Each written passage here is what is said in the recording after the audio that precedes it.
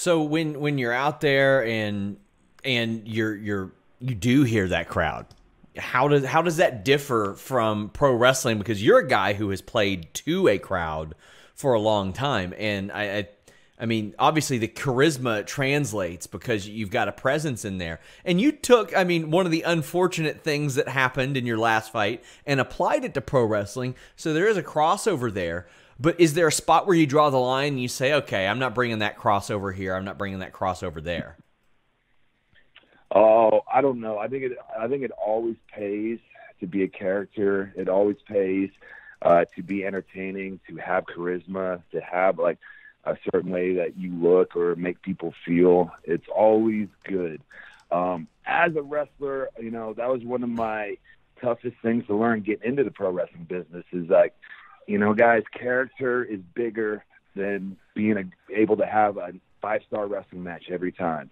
You got to have a character to really get the people invested in you and really care about you. And MMA is the same way.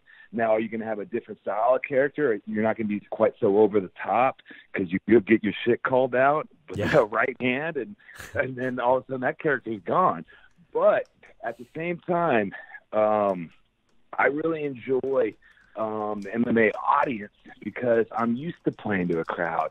And so, like, after that second fight in Chicago, and they were all booing me, whatever, it was like the easiest promo I've ever cut, and it's probably one of my best ones. I know everyone thinks I can't talk, but right after a fight, you have all the confidence in the world, and when an MMA audience is like kind of doing that, and you're like, oh, you guys just made a mistake, I'm going to get you now. It's like licking your chops. It's fun, and I don't mind being the bad guy if that's what I have to do, but I'm going to stand out either way. Now, AEW has put together quite a roster. Are there any there that you look at and you're like, you know what?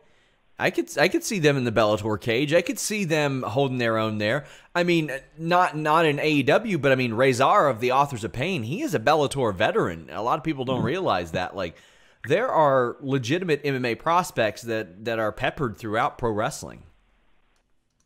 Oh yeah, and I think it's only going to get more prominent. The crossover effects, because they really work hand in hand, and one does make you better at the other one and more appealing at the other one. So on the AEW roster, man, Marko Stunt. A lot of there you go, Marko Stunt. I've rolled with him, and I want no part of it, man. He literally he rolled me up so fast and had me leg barred. I want no part of Marko Stunt. Oh, it's amazing. I would love to see it. I think, you know what? I think people would tune in to watch. I mean, how would you defend, if he dives down on your ankle looking for a hook? He's so little, he's going to bury himself in there like a tick. It could be dangerous. Can't hit a moving target, as they say.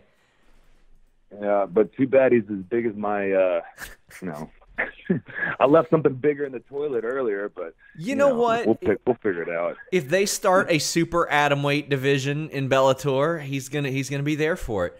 I don't want to make fun of the guy because I love the guy. Oh, he's great. Love what he's doing. I love what he's doing, and you get one little thing, and all of a sudden, what Marko needs is his cobra. He needs to find that Santino cobra, and everyone's gonna believe it.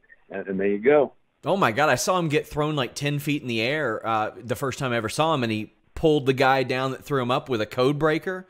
And I was like, oh, my God, that was incredible. He's got such unreal presence